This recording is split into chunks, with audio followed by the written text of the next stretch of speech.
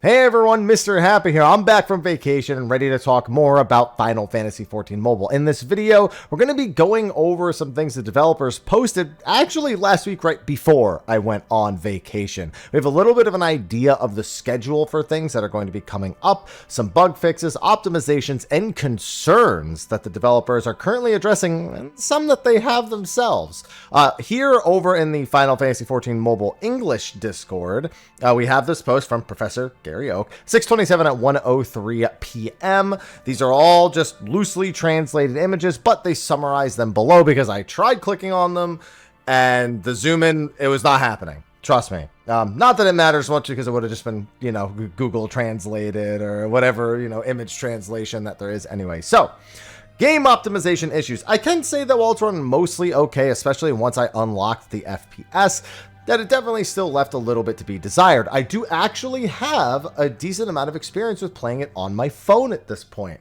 And on a Google Pixel 8, it's okay, but it definitely lags more than I would want it to on a not that old device. Granted, should probably get a new one, I suppose.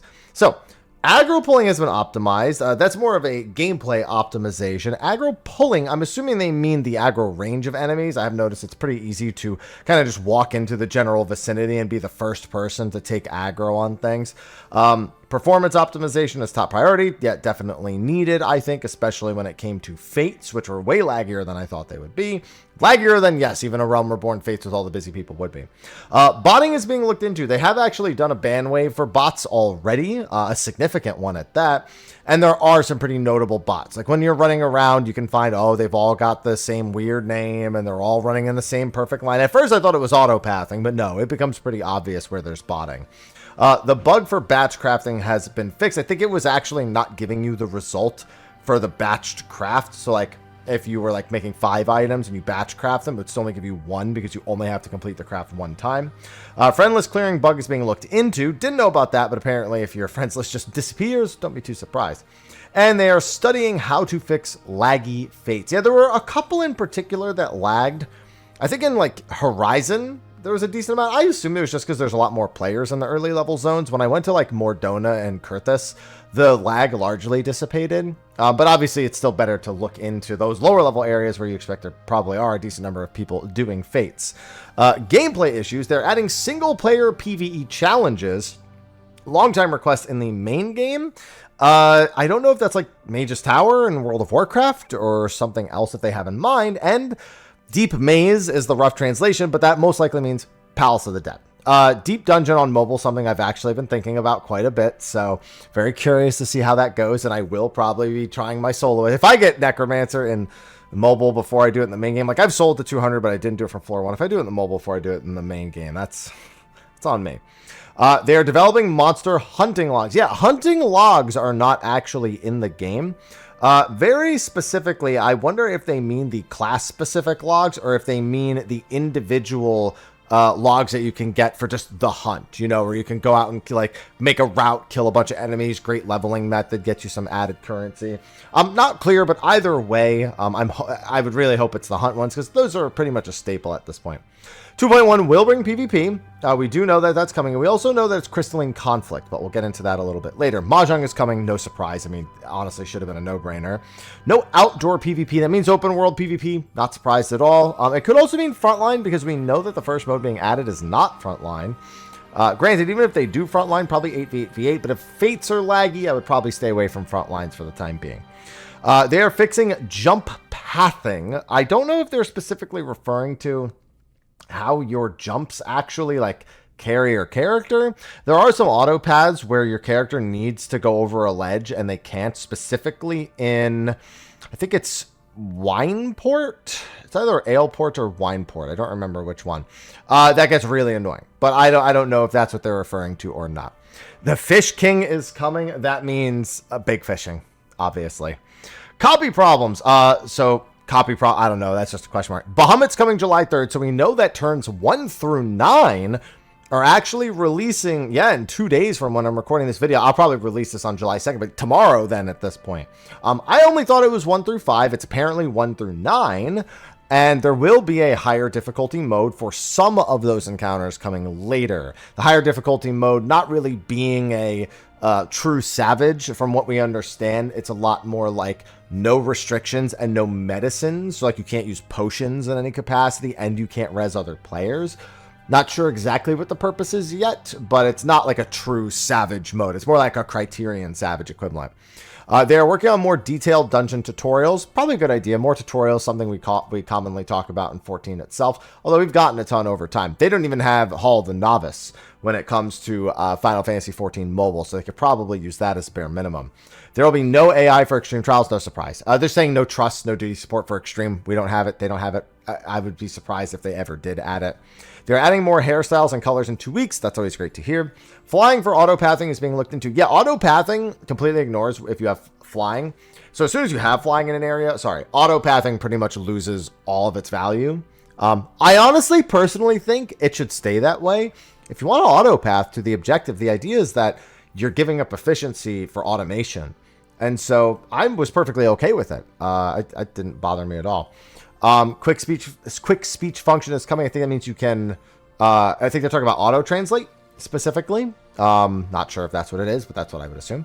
Planning to give us ways to customize our UI. They had mentioned that in a previous post, so no surprise. Optimizing chat is being looked into. Don't know what that means. I found the chat fairly intuitive, maybe a little weird to navigate to, but once I was there, it was seemingly fine. You know what though, actually, the fact that I remember typing something in and pressing enter and it not sending, and I had to additionally press send with my thumb on my phone in order to respond. So maybe that's what they mean. So like, just so you don't have to take extra steps just to send basic messages. They are, okay, career and combat questions. Hold on. I see I'm also getting a DM and it could be something important. I also see that I have a cat here who really wants to be a part of this. Let's see. I saw what it was. They are looking into the flexibility of magic jobs, seeing how they perform in high difficulty trials. I wonder what that means. I'm assuming because you have cast times, or there's a higher risk because of cast times that they're concerned. Bard is doing very well. And melees are doing very well also. I haven't heard much about the magic jobs, but I will say I ran a dungeon with double Bard, and then I ran another dungeon with Bard Summoner, and the speed difference was massive. I don't know if that was representative of Summoner or representative of the player playing Summoner. Unfortunately, without that information, I can't really make a judgment call. Black Mage is being looked into being optimized for Thunder Magic. I haven't played Black Mage yet, so I don't know what's really wrong with that. But hey, you know, we're dealing with that in retail. Might as well deal with it here too. Looking into adding more combat interactions with summons. That's something that summoners will love to hear. I have an issue. I have a couple of issues with Summoner. The summon itself, the animation is really obnoxious. It like takes up the entire screen. Like when Titan lands, you know how when Titan lands in like Titan hard mode, Titan extreme, it makes that like dust cloud that like kind of covers the entire screen. Same thing when he's doing his tumults. It kind of does that whenever your ally summoners do them. So if you have like 2 summoners and like an 8-player like dungeon or 8-player roulette of some kind, like the trial roulette or whatnot, it's really annoying. And but I don't think that's what they mean. I think they're trying to make them more engaging, maybe, which is definitely always welcome. No auto battle plan. A lot of people ask if there's an auto battle. No, I mean, it just doesn't make sense in the context of this game. Like if they really want to add an auto anything, they have to make it a separate feature that is just like something more akin to what our retainers do, but like you set it up as like something your character does. I'm not crazy about that, so I'm good with that. Other questions. You can view the plot of the game in the end, like on PC. Yeah, there's revenue pressure and they need support. Yikes. We will try our best to survive. So this was actually a common concern when it came to Final Fantasy XIV Mobile. They were specifically touted as not upfront income, but steady over time income. And a lot of us went, okay, that sounds consumer friendly, but also how? Because especially over in the East, there's a lot of pressure, and they're acknowledging this, for profit, quick profit. I mean, in the world with Genshin, HSR, you know, Wuthering, you know, with games like that, so prevalent in the mobile market, making tens of millions of dollars a month. No surprise that 14 Mobile wouldn't really have that same appeal. It just doesn't monetize its content to that degree. And so the concern has been, since the unveiling, They can say no pay to win. They can say this. They can say that. But in practice, will they be honest? And I'd say they've been 95% honest with that. There were some concerns also that they addressed that really kind of cover the last 5%. But I'd say maybe just like a percent or two off of it being fully, since materia can be earned from paid methods as well as farmed. But would they keep it that way? And I think this is people's first kind of like warning signs to keep a very special eye on that particular bit. They could also just be exaggerating it because they want to encourage their players to spend money. We know that they are working on more unique outfits for 14 Mobile, and we know people love outfits, so maybe that'll work out.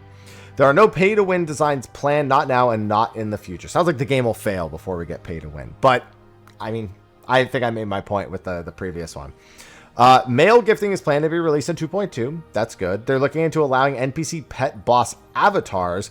When they say avatars, I know Final Fantasy XI plans light up. They're talking about for your character profile, not for anything else. But still cool. They're adding a way to view posts that planners have replied to. So if the devs, for example, reply to a major post, they want that to be reflected in-game. Really, really awesome thing. Would love to see that. So glad to hear it. So moving on from there, we also have an update schedule for those who are looking to keep up with what the Chinese version is currently looking at. It's already released on 6/19.